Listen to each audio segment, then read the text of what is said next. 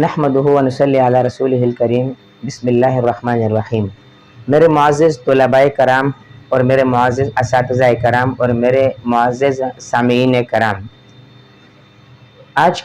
کا ہمارا جو موضوع ہے وہ شاید بعض حضرات کو تھوڑا سا تلخ لگے، لیکن حقیقت ظاہر سی بات ہے کہ الحق مرن، کہ حق تھوڑا کڑوا ہوا کرتا ہے۔ لیکن میں یہ پہلے ہی وضاحت کر دوں کہ واللہ باللہ اپنی اصلاح ہی مقصد ہے، کوئی کسی کے اوپر یعنی تعصب یا تنقید ہمارا قطعاً مقصود نہیں ہے۔ تو ہمارا آج کا موضوع ہے کہ نظریہ مفرد اعضاء، خواہ وہ ثلاثہ ہو یا اربعہ ہو، یہ اور پرانی طب یونانی، اصل طب پاکستان کیا ہے، اصل طب مشرق کیا ہے، اصل جو پرانا ہمارا ہندوستان تھا اس کی جو طب تھی وہ کیا تھی، کس پر حکیم اجمل خان نے اور کس پر دیگر ہمارے حکیم اجمل خان رحمۃ اللہ علیہ نے اور ہمارے دیگر جو جید طب کے علماء تھے انہوں نے محنت کی تھی، اور ان کا مقصود تھا اور ان کا منشور تھا، اور ان کو جس تنقید کی نظر سے دیکھا جاتا ہے، خاص طور پر احباب جو نظریہ مفرد اعضاء میں ایسے منہمک ہو چکے ہیں کہ جن کو گویا کہ انہوں نے اس کو ایسا قیمتی مذہب سمجھ لیا ہے کہ اس میں چون چرا بالکل نہیں ہو سکتا۔ میرے معزز بھائیو دوستو، خاص طور پر اتباع کرام، آپ حضرات سے ہاتھ جوڑ کر یہ میں آپ لوگوں سے اس بات پر نہایت ہی معافی چاہتا ہوں کہ آپ لوگوں کی دل آزاری مقصد نہیں ہے، لیکن حقیقت سے روگردانی کیوں، میں اپنے آپ سے بھی مخاطب ہوں، ہم سب سے، کہ جس علاج کے ذریعے ایک عرصہ دراز تک طب یونانی کا جو اصل طریقہ کار تھا،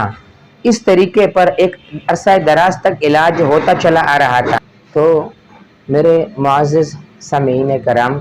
قطعاً ہمارا مقصود کسی کے پر تنقید کرنا نہیں ہے، بلکہ تنقید برائے اصلاح ہے، صرف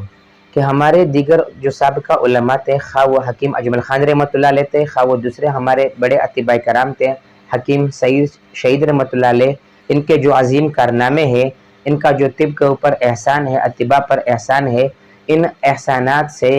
خاص طور پر نظریہ مفرد اعضاء والوں کی روگردانی کیوں، کہ جب سے پرانا طب یونانی کا طریقہ رائج تھا، جس طریقے پر علاج چلا آ رہا تھا، لوگوں کو شفا بھی ہوتی تھی، امراض کا قلہ کما بھی ہوتا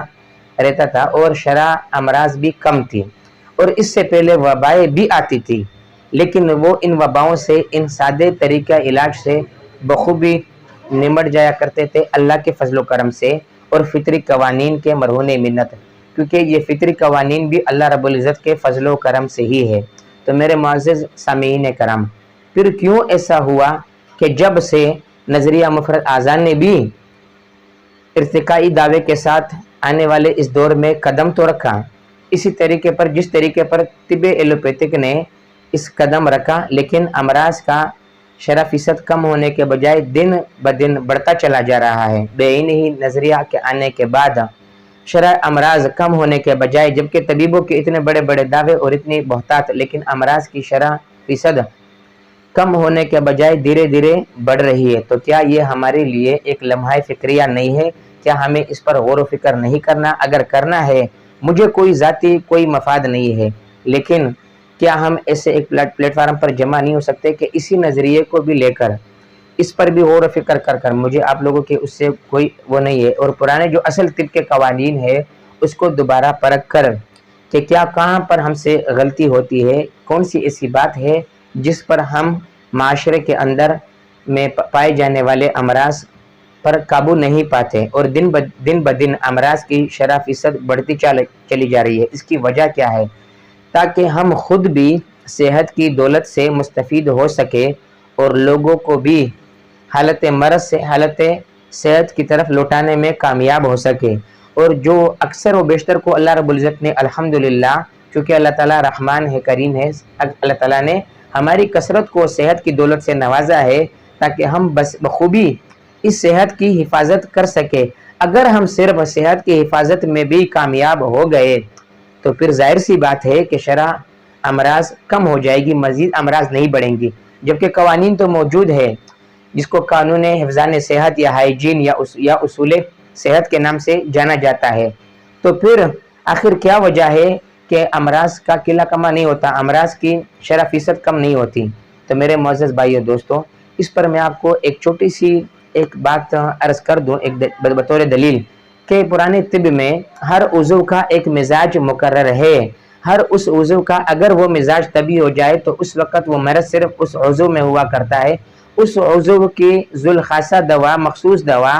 اس عضو کی مناسبت سے جب اس کے مزاج کو اعتدال پر لے آتی ہے تو یہ صحت۔ لیکن اب کیا ہوا کہ نظریے کے اندر چند مرکبات کو سر سے لے کر پاؤں تک تمام امراض کے اوپر، تو میرے معزز بھائیوں دوستو شاید کہ یہی وجہ ہے۔ اسی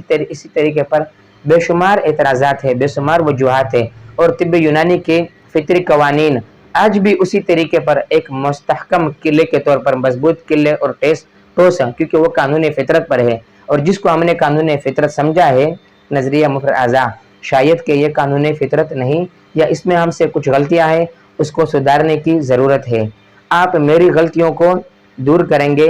تو لا محالہ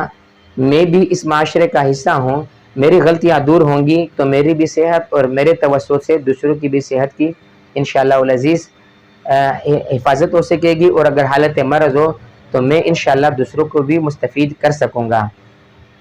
وآخر دعوانا الحمدللہ رب العالمین۔ السلام علیکم ورحمۃ اللہ وبرکاتہ۔